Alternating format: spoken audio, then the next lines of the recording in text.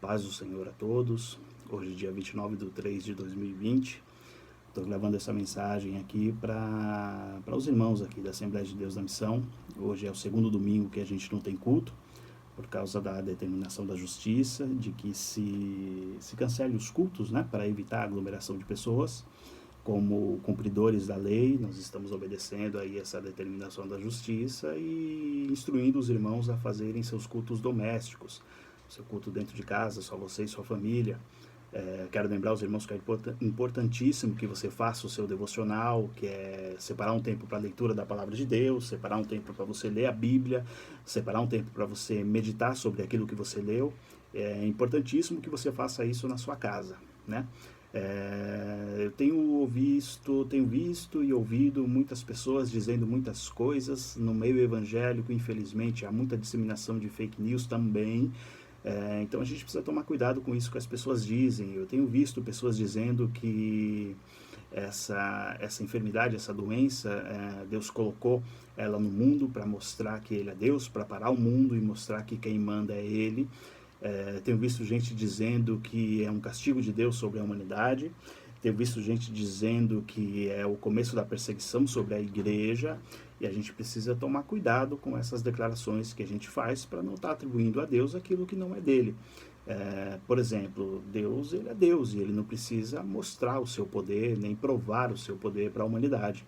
Nós temos plena certeza de que se ele quiser parar o mundo, ele para o mundo sem dificuldade nenhuma. Então assim, só que Deus não age dessa forma. Deus não é aquele Deus que precisa se mostrar, que precisa provar que tem poder e que quem manda é Ele. Você vê, por exemplo, Ele fazendo isso no nascimento do Filho dele, o nosso Senhor Jesus Cristo, que nasceu como um simples filho de carpinteiro, humilde, pobre, numa cidade pequena, né? Então assim, o nosso Deus, ele é. E por ele ser, ele não precisa mostrar que é, nem provar que é. Deus não tem essa necessidade.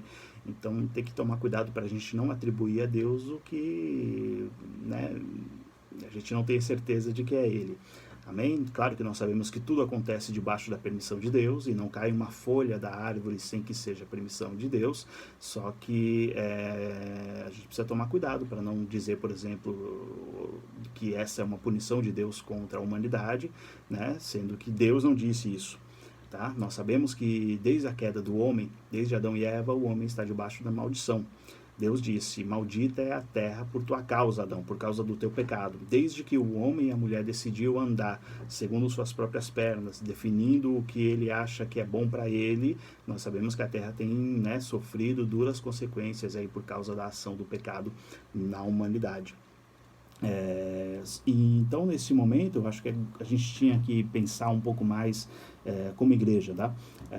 Não tanto no porquê Deus permitiu isso, mas mais no o que. O que nós temos que aprender com essa permissão de Deus, o que essa aflição que tem tocado o mundo nos leva ou vai nos levar a fazer, qual deve ser a nossa postura, qual deve ser a nossa atitude. A gente deve também se ficar desesperado como o mundo está, a gente deve também se trancar nas nossas casas e não atender as pessoas. Então assim, qual deve ser o posicionamento da igreja? Irmãos, nós sabemos que essas catástrofes naturais, elas vão aumentar cada dia mais, cada vez mais. Nós sabemos que é o fim do tempo, que são os últimos dias da igreja na face da terra. Nós sabemos que está prestes a acontecer o arrebatamento da igreja e nesse tempo do fim, nós sabemos que, né, as ações naturais e até sobrenaturais têm a se intensificar no planeta Terra. Então, essa é a hora da gente se apegar a Deus ainda mais, é a hora da gente confiar em Deus ainda mais, e é a hora da gente consertar os nossos caminhos. O fato é que nós devemos sim se preocupar no que nós devemos aprender com tudo isso que está acontecendo. Qual é a lição que nós devemos tirar de tudo isso? A gente não deve tanto ficar preocupado no porquê. Por que Deus permitiu isso? Por que Deus está fazendo isso? Ou é Deus que está fazendo isso? Ou é Satanás que está fazendo isso? Eu acho que isso é uma preocupação secundária. A preocupação primária, nosso objetivo primário, nossa preocupação primária agora é o que eu tenho que aprender com isso que está acontecendo. O fato é de que todo mundo está triste. A tristeza tem se abatido sobre aquelas pessoas que não sabem se vão ter salário mês que vem, aqueles empresários que não sabem se vão conseguir pagar o salário no mês que vem. A gente sabe que é um momento duro para a economia, é um momento que a gente se preocupa com os nossos parentes, os mais idosos, os mais jovens, né? Então as nossas crianças, aqueles que têm problema respiratório, qualquer uma outra enfermidade, que estão passando por qualquer tratamento. O fato é que o mundo todo está preocupado com isso. O mundo todo está triste, essa que é a verdade. Ninguém está feliz com essa enfermidade, com essa doença, com esse isolamento social. Ninguém está feliz com tudo isso que tem acontecido sobre a face da terra. E é sobre isso que eu queria falar com os irmãos aqui essa noite, sobre a tristeza. A Bíblia diz, aqui no livro de 2 Coríntios, no capítulo 7, versículo 10, está escrito assim: porque a tristeza, segundo Deus, opera o arrependimento para a salvação, da qual ninguém se arrepende. Mas a tristeza, segundo o mundo, opera a morte. 2 Coríntios 7:10. Porque a tristeza, segundo Deus, opera o arrependimento para a salvação, da qual ninguém se arrepende. Mas a tristeza, segundo o mundo, opera a morte. O apóstolo Paulo está dizendo isso para a igreja de Corinto, que era uma igreja que ele montou, que ele fundou na cidade de Corinto. Essa é 2 Coríntios, é a segunda carta à igreja. Na primeira carta, Paulo havia feito uma repreensão aos irmãos. Havia pecado no meio da igreja, havia coisa errada no meio da igreja, e Paulo então manda uma carta para essa igreja corrigindo os irmãos e pedindo que os irmãos tirassem o pecado do meio deles, agisse, tomasse uma postura, né, tivesse uma atitude de cristão, tivesse coragem então para combater o pecado que estava no meio deles, e pecado gravíssimo. Os irmãos, quando receberam essa repreensão, eles se entristeceram, eles ficaram tristes, eles ficaram magoados, eles ficaram entristecidos, mas junto com essa tristeza veio também o arrependimento. Eles se arrependeram de estarem tolerando a maldade no meio deles, eles se arrependeram de não estar corrigindo aquilo que estava errado no meio deles, então eles tomaram uma atitude e tiraram o pecado no meio deles e corrigiram e trataram do problema. Então, Paulo agora na segunda carta diz para eles, né, que na verdade, se você ler ali alguns versículos antes do versículo 10 que nós lemos, no versículo 9, por exemplo, Paulo diz: agora eu folgo, não porque fostes contristados, mas porque fostes contristados para o arrependimento, pois fostes contristados segundo Deus. Então o apóstolo Paulo está dizendo que ficou feliz porque os irmãos ficaram tristes, mas porque os irmãos ficaram tristes segundo Deus. E esse é um negócio difícil da gente ouvir na igreja, de que Deus às vezes entristece a gente, mas é uma verdade, a Bíblia está dizendo isso. Deus nos entristece quando a gente está errado. Deus se entristece dentro de nós quando a gente está tomando decisões erradas, está na prática do pecado, está vivendo um caminho errado. A Bíblia diz lá em Efésios para não entristecer o Espírito Santo. Ou seja, é possível que o Espírito Santo dentro de nós se entristeça, e quando isso acontece, nós ficamos tristes. E Deus usa da tristeza para nos levar ao arrependimento, porque quando a gente se arrepende, a gente muda de vida, e mudando de vida, há salvação. É isso que o apóstolo Paulo está dizendo, que existe uma tristeza segundo Deus, e essa tristeza, segundo Deus, opera para a salvação. Mas que também existe uma tristeza segundo o mundo, e essa tristeza, segundo o mundo, opera a morte. Existe sim também uma tristeza segundo o mundo, e essa tristeza segundo o mundo é sempre para te levar à morte, à destruição, é sempre para fazer você acreditar de que não vale a pena lutar, de que não vale a pena prosseguir.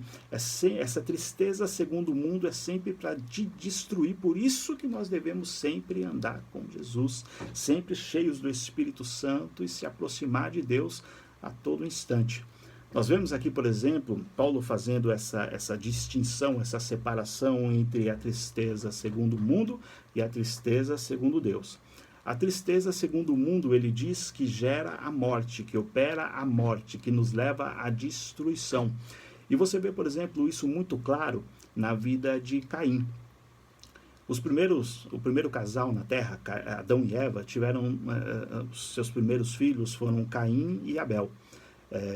Esses dois irmãos. E a Bíblia diz que numa certa ocasião, Caim sentiu inveja do seu irmão Abel. E quando isso aconteceu, a Bíblia diz lá no Gênesis que decaiu o seu semblante, ou seja, ele ficou triste. Deus, vendo essa situação, falou com Caim. Disse: Caim, por que decaiu o seu semblante? Porque você tem, se você fizer o bem e não se achar, você não será aceito, foi isso que Deus disse, né? Se você fizer o bem, você será aceito, haverá para você espaço para reconciliação, para arrependimento, e você vai voltar a ser uma pessoa feliz. E Deus ainda disse: domina sobre esse teu sentimento, porque se não fizer isso, o pecado jaz à porta. Então Deus viu que Caim sentiu inveja do seu irmão Abel, e essa inveja amargurou o seu coração, ele se entristeceu. Deus tentou ajudar Caim, dizendo: Caim, tira isso do seu coração, rapaz, se arrepende, se você fizer o bem, haverá aceitação para ti, muda de vida, melhora. Mas como vocês sabem, Caim não deu ouvidos à voz de Deus, e quando o homem não dá ouvido à voz de Deus, vem a maldição, a morte, o pecado que gera a morte. E como os irmãos sabem, Caim acabou matando seu irmão Abel, e por isso veio maldição sobre a vida dele. Então, a tristeza segundo o mundo, essa tristeza que estava no coração de Caim, levou ele a cometer o pecado, e o pecado trouxe na vida dele a morte. Essa é a tristeza segundo o mundo que opera a morte. Nós vemos, por exemplo, na vida do profeta Jonas, porque essa tristeza segundo o mundo às vezes acontece no meio do povo de Deus, dos profetas. Olha, por exemplo, o profeta Jonas, um homem que ouvia a palavra de Deus, que ouvia a voz de Deus, e recebeu uma ordem de Deus para ir pregar arrependimento, para ir levar arrependimento na cidade de Nínive. A história conta que o povo de Nínive era um povo extremamente mau, era um povo extremamente cruel.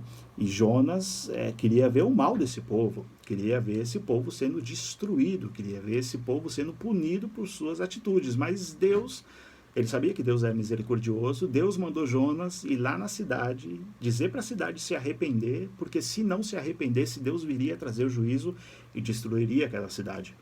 Jonas, então, se entristeceu por causa da bondade de Deus, ficou triste porque Deus queria salvar aquela cidade e tentou fugir da ordem de Deus.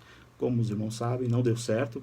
Jonas acabou caindo lá em Nínive, acabou parando lá em Nínive, e a Bíblia ensina que Jonas, então, decidiu obedecer a voz de Deus e saiu pregando o arrependimento naquela cidade. A mensagem de Jonas era uma só: 40 dias e Nínive será subvertida, ou seja, daqui a 40 dias essa cidade vai ser destruída. Essa é a tristeza segundo o mundo. Só que quando o rei da cidade ficou sabendo disso, ele se entristeceu, se arrependeu e decretou por decreto que toda a cidade deveria se arrepender dos seus maus caminhos, deveria corrigir sua postura, sua atitude, e isso realmente aconteceu. Toda a cidade se arrependeu, toda a cidade se converteu, toda a cidade primeiro se entristeceu porque viu que estava errado, se entristeceu porque viu que era merecedora do juízo, mas então se arrependeu, mudou de vida, e Deus então não destruiu aquela cidade como disse que faria, porque ele viu então o arrependimento, e o arrependimento, a tristeza gera o arrependimento, e esse arrependimento vem para a vida. Então nós vemos aí a tristeza segundo o mundo, que é aquela tristeza que Jonas sentiu, querendo que aquela cidade fosse castigada por Deus. Nós vemos a tristeza segundo Deus, que foi essa tristeza que levou a cidade ao arrependimento. E nós vemos o resultado dessa tristeza segundo Deus, que foi o arrependimento, o perdão e a salvação. Nós vemos, por exemplo, essas duas tristezas acontecendo na história de José.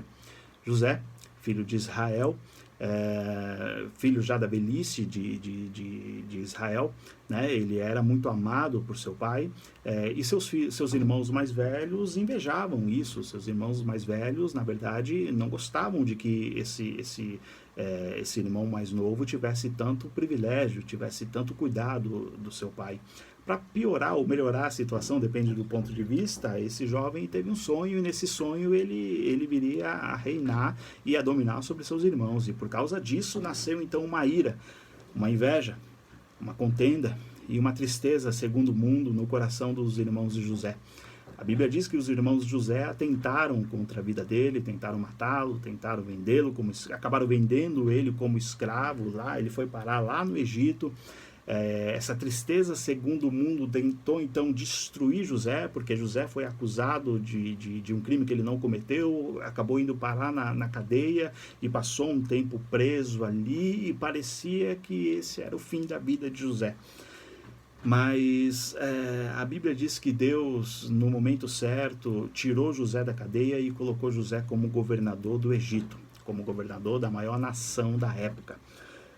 José, então, mais para frente, os irmãos conhecem a história, teve a oportunidade de se vingar dos seus irmãos, mas a Bíblia diz que em vez de se vingar dos seus irmãos, José então recebeu seus irmãos com todo amor, colocou eles para morar na melhor terra do Egito, salvou o seu pai, sua família e todos os que moravam no Egito e nas redondezas daquele país, porque a tristeza, segundo Deus, opera o arrependimento e o arrependimento opera a vida. Nós vemos, por exemplo, a tristeza segundo o mundo acontecendo na vida de Judas.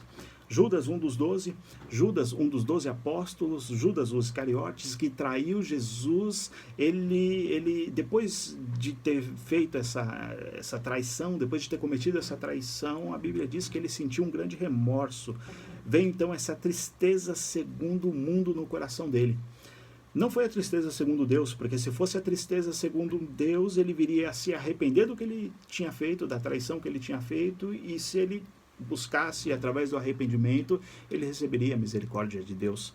Mas ele não se arrependeu, ele apenas sentiu remorso, e essa tristeza segundo Deus fez com que ele tirasse a própria vida.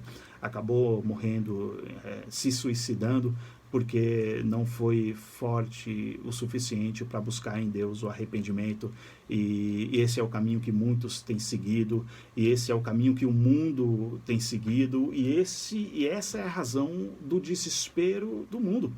O mundo não tem esperança, o mundo não crê que há uma salvação, que há uma porta, que há um escape. O mundo precisa ouvir que Jesus Cristo, essa é a mensagem que nós temos para dar. É a mensagem que começou lá com João, dizendo: arrependei-vos, porque é chegado o reino de Deus. Essa é a mensagem central da igreja. Não é carro, não é casa, não é apartamento, não é dinheiro. A mensagem central da igreja é: se arrependa, porque é chegado a vós o reino de Deus.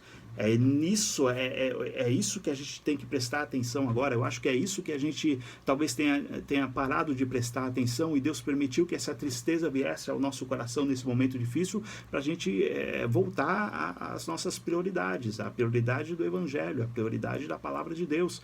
Essa tristeza segundo o mundo tem operado no coração dos nossos vizinhos, dos nossos colegas de trabalho, do nosso patrão, daqueles que nos cercam, e é hora da gente mostrar para eles que há uma porta, que há uma esperança. É hora da gente ler lá Mateus 11:28, que diz: vinde a mim os que estão cansados e oprimidos, e eu vos aliviarei. É hora da gente levar a palavra de Deus, que traz esperança, porque essa palavra de Deus gera um arrependimento, e esse arrependimento gera o seu fruto, que é a salvação. Nós vemos, por exemplo, esse fruto do arrependimento segundo Deus na vida de Zaqueu. Zaqueu era um cobrador de impostos na época de Jesus. Zaqueu era um ladrão, ele cobrava além do que ele deveria, ele era desonesto, ele aceitava propina, ele era ali um pecador e era odiado pelo povo por ser também ali desonesto na cobrança dos impostos.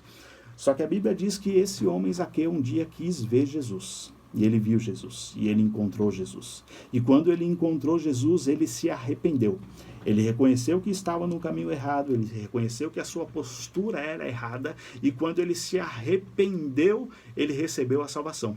Esse homem Zaqueu, que amava tanto o dinheiro, quando conheceu Jesus, ele disse: Senhor, todos aqueles que eu roubei, eu vou devolver 4 vezes mais. Antes disso, ele diz: metade do que eu tenho eu vou dar aos pobres, e a outra metade eu vou usar para restituir 4 vezes mais todos aqueles que eu roubei. Sabe o que é isso?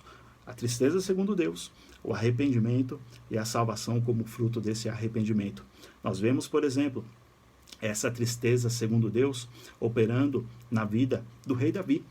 O grande homem de Deus, numa época da sua vida, caiu em pecado, no adultério, conspirou para o assassinato do marido daquela mulher com quem ele adulterou, mas ele se arrependeu. Mas ele buscou em Deus o arrependimento e encontrou em Deus a salvação. A Bíblia diz que aquele que confessa e deixa o seu pecado encontra misericórdia. Então eu acho que é hora de nós como igreja nos arrependermos dos nossos pecados, é hora de nós como igreja pregar esse arrependimento e voltar a nossa atenção ao centro do Evangelho, que é a salvação, o perdão e a preparação para se encontrar com Deus. Eu acho que é hora da gente meditar um pouco no livro de Tiago, capítulo 4, versículo 9 e 10, que diz assim: Senti as vossas misérias, lamentai e chorai. Converta-se o vosso riso em pranto e a vossa alegria em tristeza. Humilhai-vos perante a mão do Senhor, ou perante o Senhor, e ele vos exaltará. Vou ler de novo. Senti as vossas misérias. Eu acho que é hora da gente parar e refletir e ver que sem Deus a gente não é nada e ver se o caminho que nós estávamos andando é realmente o caminho que nos leva a Deus. Lamentar e chorar, e é hora da gente lamentar e chorar por todos aqueles que estão morrendo, por todos aqueles que estão perdendo seus empregos, por todas essas empresas que estão fechando, esses postos de trabalho que estão fechando. É hora da gente lamentar e clamar a Deus. Converta-se o vosso riso em pranto. Acho que é hora da gente levar com seriedade o que é sério. E a gente está falando aqui de eternidade. A eternidade é algo muito sério. É hora da gente realmente prestar atenção no evangelho que nós temos vivido. Converta a vossa alegria em tristeza. E aí Tiago diz: humilhai-vos perante o Senhor. É hora da gente reconhecer que sem Deus nós nada somos, reconhecer que só Ele pode. É hora da gente deixar esse evangelho triunfalista e vir ao evangelho de verdade, o evangelho raiz, o evangelho que ensina a gente a se arrepender, a buscar a Deus, a mudar de vida, a ser transformado. Não adianta estar na igreja, tem que ser igreja. Não adianta estar no culto de domingo, tem que viver o culto de domingo todos os dias. Acho que é hora disso. E aí, como diz a última parte do versículo 10 do capítulo 4 de Tiago, e ele vos exaltará, ou seja, Deus faz a parte dele, Deus reverte qualquer situação, amém? Então é nisso que eu queria que os irmãos meditassem essa noite, e que Deus abençoe a vida de cada um de vocês.